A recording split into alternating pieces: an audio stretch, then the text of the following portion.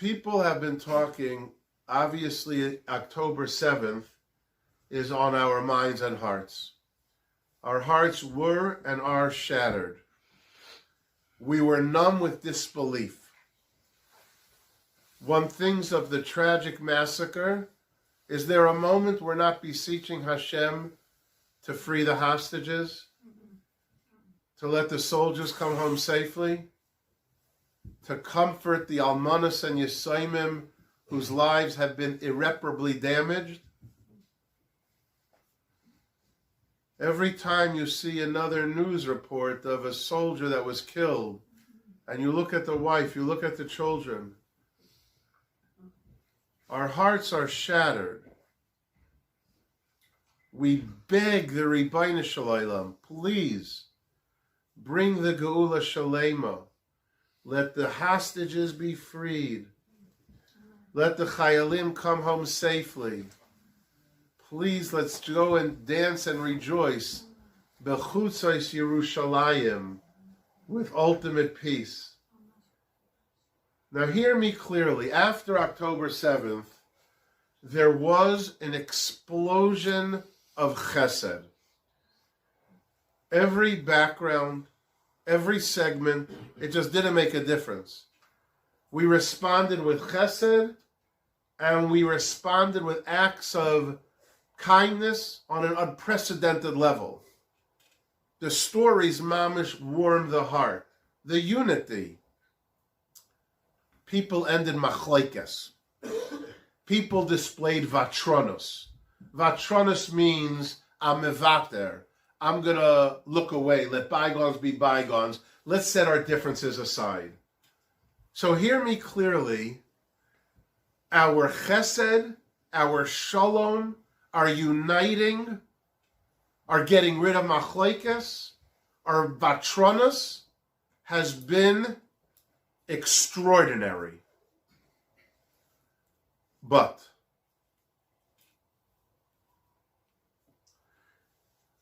there's a pasuk that speaks in Parshas Yisro by the Torah that when we stood at the foot of Har Sinai, it was singular Vayichan.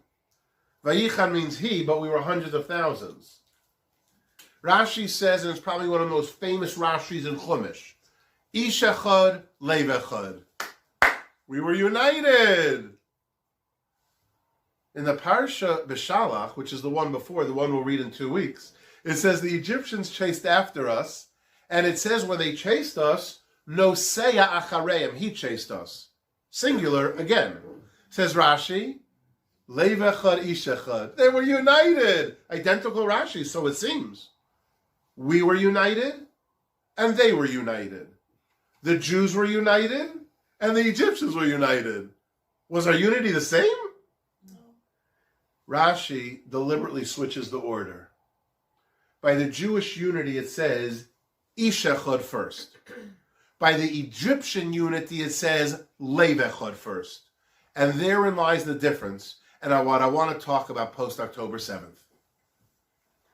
Jewish unity is and must be Ish echad. We're one. We are truly one. Sincerely, genuinely, we're one. People say I take umbrage with what they say about Hitler, Yamach Shemo v'Zichro. People say Hitler killed 6 million Jews. It is not true. Hitler did not kill 6 million Jews. He killed one Jew 6 million times. Now that's true.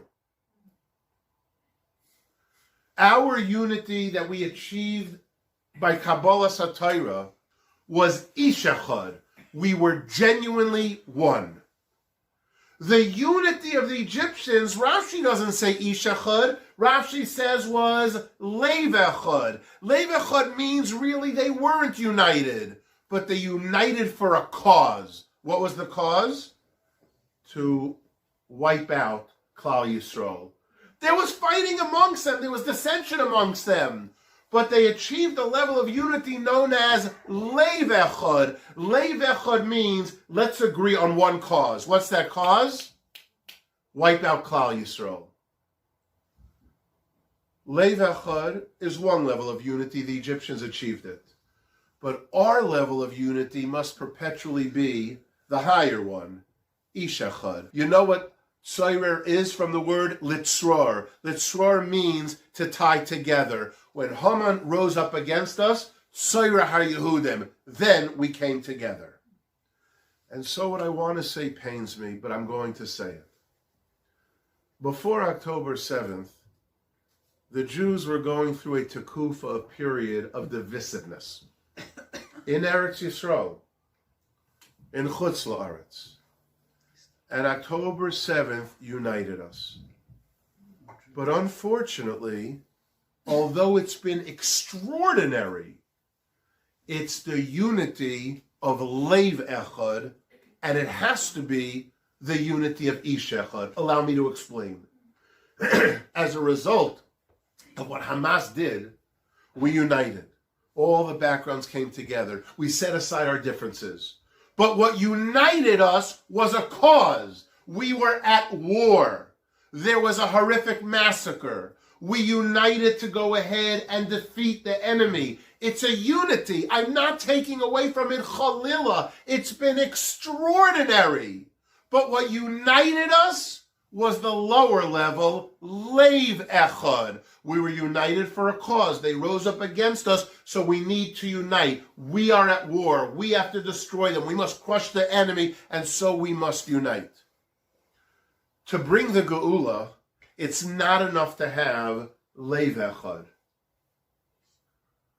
We have to reach the level of Ish Echad, like it was when we stood at the foot of Har Sinai by the most positively cataclysmic event of receiving the Torah.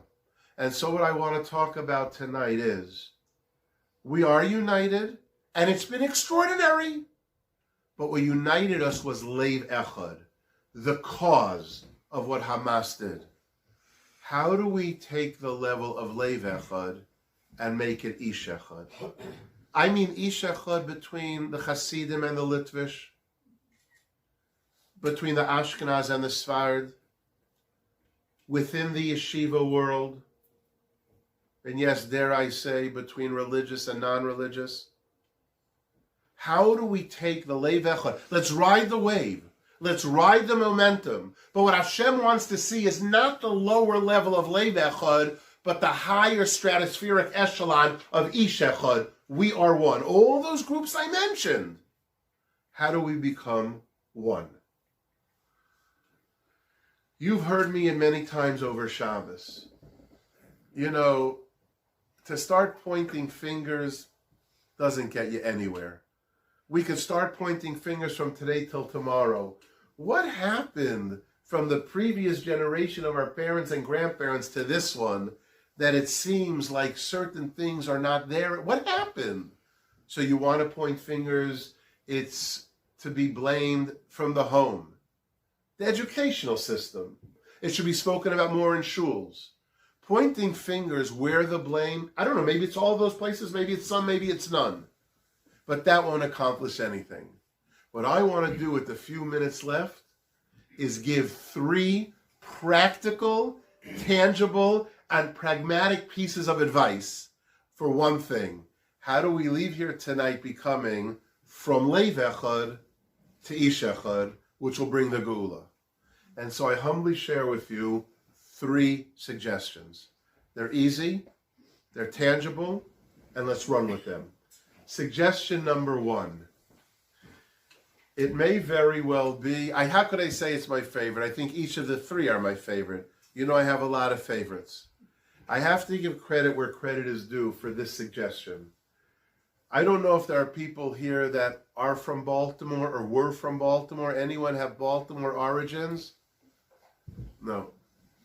I have an uncle who passed away many years ago. He was the principal of the Beis Yaakov of Baltimore for decades. His name was Rabbi Binyamin Steinberg. He was, in the world of Chinuch Bonois, a legend. Although that word is so overused, my uncle, if you know anybody from Baltimore, just say the name, Rabbi Binyamin Steinberg, the legendary principal of Beis Yaakov of Baltimore. He was a trailblazer in Chinuch HaBonos. Before he passed away, he dictated his manifesto to his daughter. His manifesto was for his teachers. His manifesto is a must-read for every Jew with a beating heart. I'll give you the elevator pitch and the synopsis of my uncle's manifesto, which is my first suggestion of becoming Ish Echad. In his manifestos to his teachers, he said, you know, there's a word people love saying.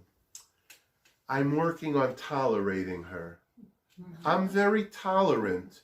You're not exactly like me, but you should be proud of me. I'm learning to tolerate. We don't say that to the person, but to our spouse we say, you know, she does it, but I'm tolerating her. You're tolerating her? Tolerating means you're judging her. I'm better than her. My way is better than her. They're less than I am. But I'm tolerating them. Tolerating means that you've made a judgment about that person. And who are you to judge? Who are you to judge? You tolerate them? He told his teachers, don't tell me you tolerate. And so it bothers us that that person doesn't dress exactly the way we think they should. Or your level of observance should be better. Or whatever it is, fill in the blank. You know who you are? Pick someone you're tolerant of. You're tolerant? You tolerate them? You're proud of yourself? That means you've chosen to judge them. And who are you to judge? So wrote my uncle his manifesto. So my first humble suggestion of how to go from the Lev Echad that we're experiencing after October 7th and make it Ish Echad is to replace judging and tolerating with love, understanding, respect. The Tzelem Elokim. Remember my father's story with Leon Kronish. It'll go a long way. And when you start reprogramming yourself to think that way about that person that's not exactly like you, all those groups I gave before, I know what I said. That's the first step to becoming Ish Echad. Step number 2. Here's a novel idea. It says in Parshas, I believe it's Vayeshev, that Yosef's brothers saw him in the field from afar. Vayiru oisei meirachik. They saw him from afar. Vayisnaklu oisei lahamisai. They plotted to kill him. I don't remember who I heard this from. I think it was the previous Nedvarner Rebbe who says such a powerful word. Let me say the words again. Vayiru oisei meirachik. They saw him from afar. I'm on this side of the street, and they were a kilometer away. Vayisnaklu oisei lahamisai. They plotted to kill him. The previous Nedvarner Rebbe says, Vayiru oisei meirachik. When you only know a Jew from afar, when you don't get to know them, when you don't get time to sit down and tell them, tell me more, I want to help you. When you only see a Jew from afar, vayisnaklu oisei lahamisai, you'll want to kill them. You're not like me. You don't have the whatever it is, fill in the blank. And so we end up not knowing about the person, never developing a relationship. How many of those people that we're writing off, that we're signing off, that we critique, that we say something negative about, here's the solution. Vayiru oisei meirachik. When you only know somebody from afar, you don't take time to know them. Maybe invite them for a Shabbos Suda, or for a Yom Tov meal, or start learning with them bechabrusa. Let them know that you care. Develop a relationship. Epi something. Otherwise, we don't stand a chance. What's the parsha 2 weeks after Vayeshev? Vayigash Elav Yehuda. What does Vayigash mean? Hagosha, get close. Yehuda is not only the name of the fourth son, Yehuda is all Yehudim, all Jews. Vayigash Elav Yehuda. Get to know each other. Get close. I told you already earlier, it doesn't mean watering down chas v'shalom, your values or your level at all. It means letting that other Jew know who's not exactly like you, I do care about you. And when you replace Vayigash, instead of having Vayiru oisei meirachik, you only know somebody, you never get to know them, Yachad Shiftei Yisrael, you become one. Reb Aryeh Levine, who is known as the Tzaddik of Yerushalayim, for good reason. He was a short man. He had a very tall Talmud that unfortunately went off the derech, and they were on opposite sides of the streets in Yerushalayim. That Talmud didn't want to be seen by Rabbi Levine because he was bareheaded and he was embarrassed. So he did everything to just walk in the opposite direction. And Rabbi Levine saw his Talmud. Remember, he's this tall. Remember how tall the Talmud is. It's important for the story. Rabbi Levine didn't know. Why is he avoiding me? Just because he's bareheaded? Finally, he bumped into the Talmud. And the Talmud said, Rebbe, I'm sorry I was avoiding you. I was so embarrassed that you should see me, what became of me bareheaded. And Rabbi Levine at this level, but the Talmud much taller, Rabbi Levine looked at him and said, my dear student, when my eyes look at you, I don't see the top of your head. I see what's inside your heart. And of course, he meant it both on a physical level because of the height differentiation, and even on a pragmatic level. I'm not looking at the top of your head. I'm looking inside your heart. I want to tell you something. There's a word that's not a nice word. The word is kaifer. Sometimes when somebody is doing something wrong, you ever hear this expression? She's a kaifer. He's a kaifer. Kaifer basically means no good. Get this on video. I give you full permission to call someone a kaifer. Did he really say that? I give you full permission to call him or her a kaifer, provided you mean a different meaning. You know, Reb Tzadok's rule is that you translate a word the way it's used the first time in the Torah. Where is the shoirish of kaifer used the first time in the Torah? Kaifer, where do you find it the first time? Who? What? Noah. Good. Who said that? Where? The ark. The You were the Balkaire. Yeah. And you linked beautifully. You get no credit, you're a Balkaire. It says about Noach's Teva, as it does by Moshe Rabbeinu's, v'chafarta. What does v'chafarta mean, as my hand is indicating? Covered over, covered over, covered over. When you point to a Jew and say you're a kaifer, you know what you really mean? V'chafarta. Your beauty is just covered over. You're beautiful. I'm looking in your neshama. It's just temporarily covered over, covered over. But I'll get to know you. I'll take time to get to know you, to uncover. So if you out there think of someone and you want to say, you're a kaifer, you have my full permission, provided what you mean is, v'chafarta. You're beautiful, Rabbi Levine says. I'm looking into your neshama, because my eyes see your heart, not the top of your head. I'm going to get to know you. And I will peel away, we'll work together to uncover that beauty. That's my second humble suggestion. And to conclude tonight, the third and final one. Can I say if it's the most important? I think each of the three are the most important. If I'm allowed to do that, I will. But I mamish love the third one.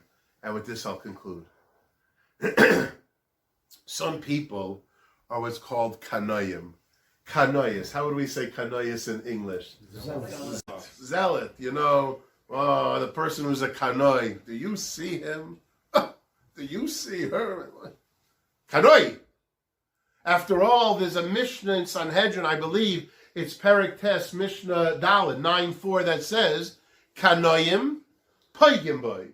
If you're a real Kanoi, Paigim boy, you can get up and attack the person. Now, obviously, you have to know what the Mishnah means, which cases it is, but certain Kanoyim, if people do A, B, and C, certain things, Paigim boy. I want to say that word again, Paigim. How do you spell Paigim? The three main letters, Pei, Gimel, Ayin. Attack them. Oh, yeah, they're not doing, so I'm a Kanoi, Paigim, I'm attacking.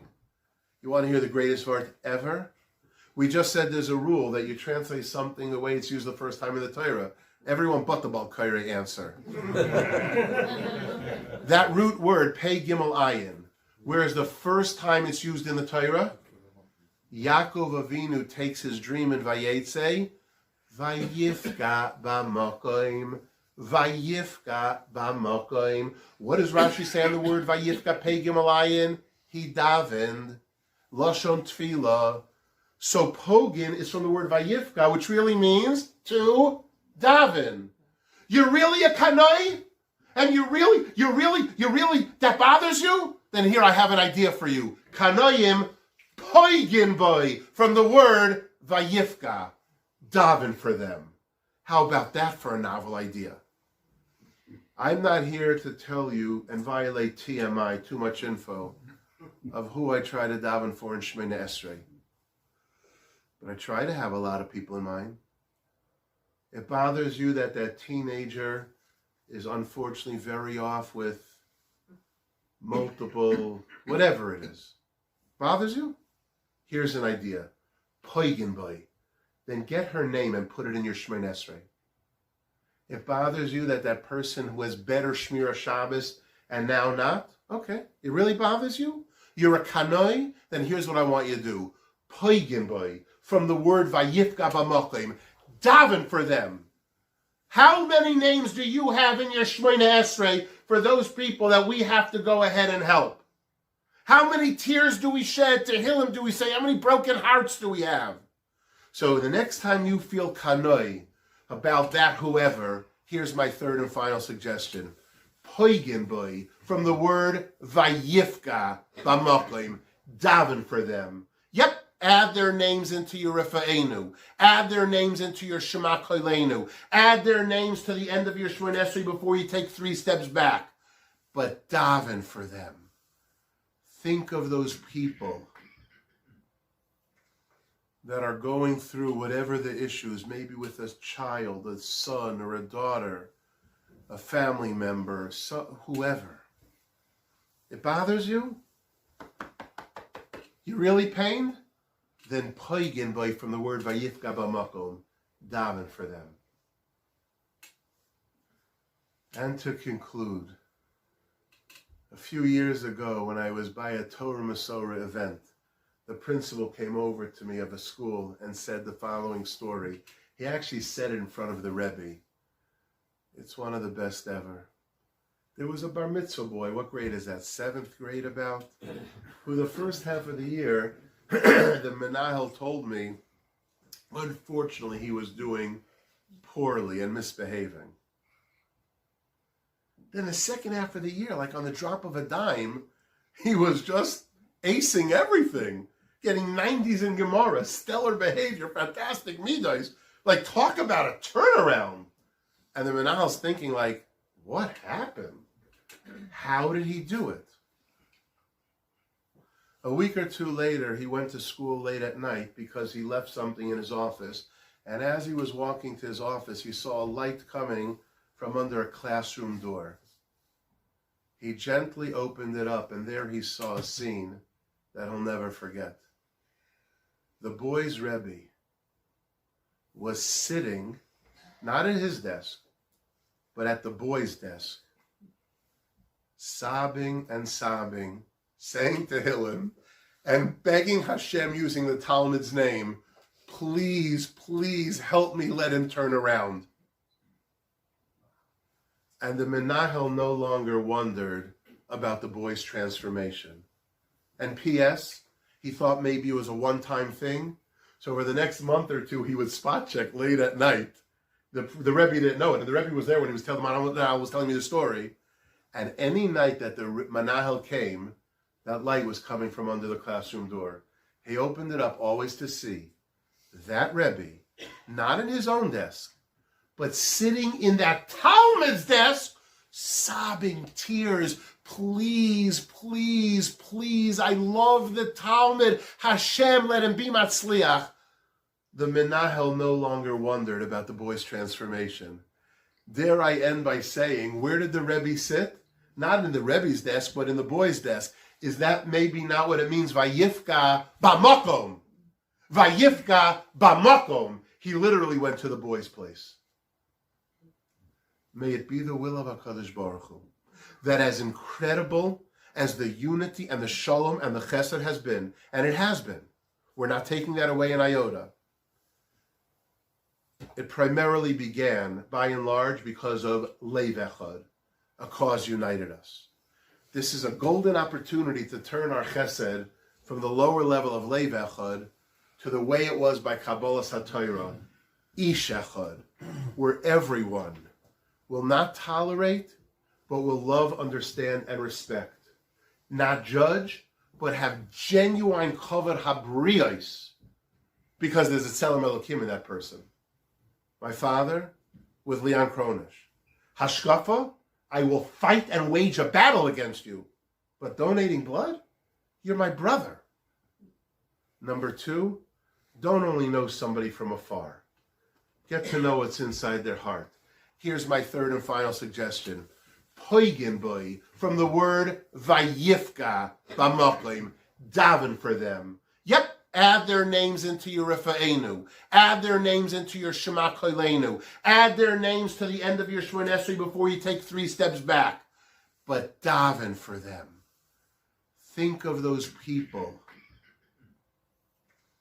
that are going through whatever the issues, maybe with a child, a son or a daughter, a family member, whoever. It bothers you? You really pained? Then poigin boy, from the word vayifka b'makom, daven for them. And to conclude, a few years ago when I was by a Torah Masorah event, the principal came over to me of a school and said the following story. He actually said it in front of the Rabbi. It's one of the best ever. There was a bar mitzvah boy, what grade is that, 7th grade about? Who the first half of the year, the menahel told me, unfortunately he was doing poorly and misbehaving.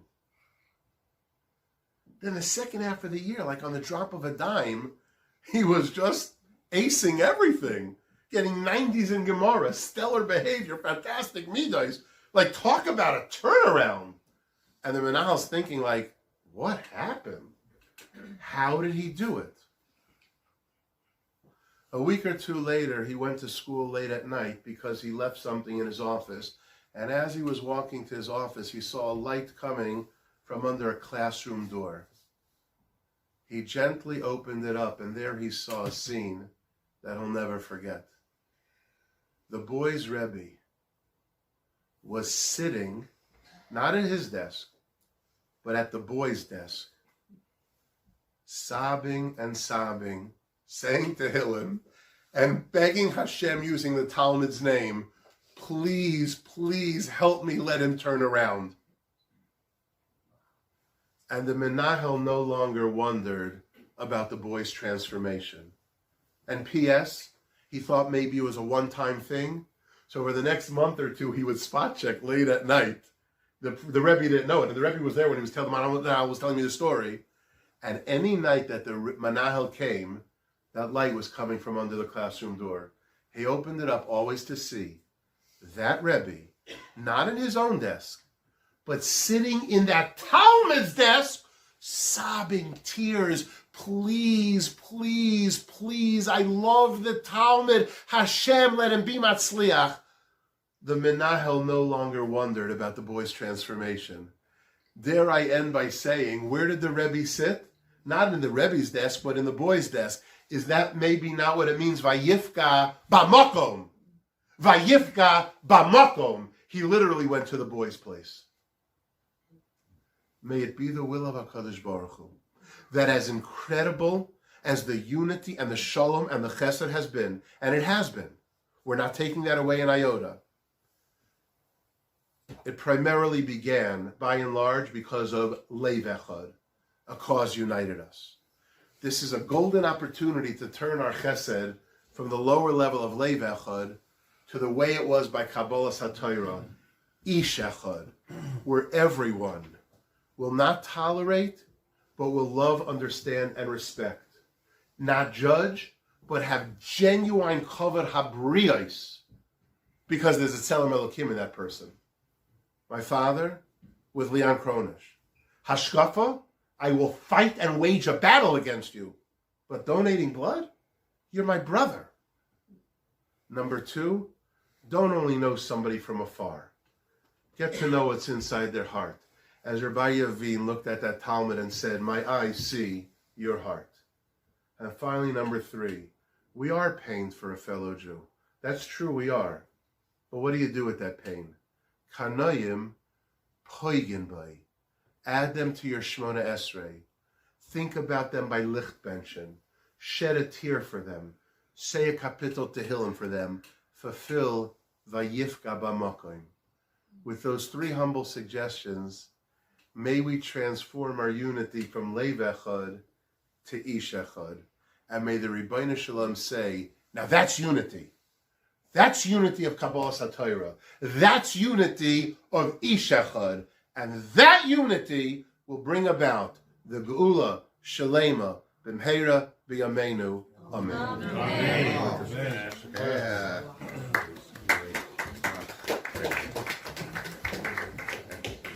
Rabbi Shapiro, halavai, that those words, those strong, powerful words should actually come to fruition and actually happen.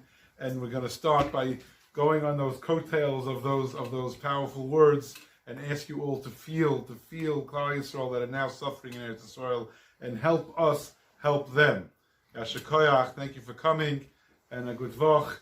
And I also have here my partner, Rabbi Shlomo Pinkus, is standing at the entrance with a credit card machine. If anybody remembered to bring their cards, so they also have an opportunity to see him and to help us out. Thank you very much. And again, thank you to the Blinders, Yasher Koyach.